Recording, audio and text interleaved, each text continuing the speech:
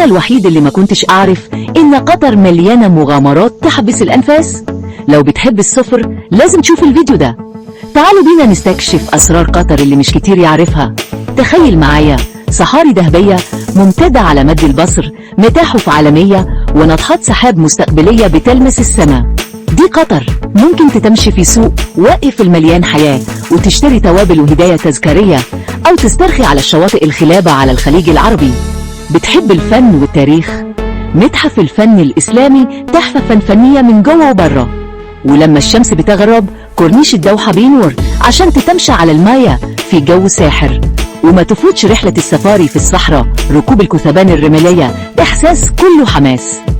والأكل هناك مش ممكن يتنسي، من الأطباق القطرية التقليدية للأكل العالمي. سواء كنت عايز مغامرة، ثقافة، أو استرخاء، قطر بترحب بيك بأذرع مفتوحة. ضيفها لقائمة سفرك واكتشف السحر بنفسك.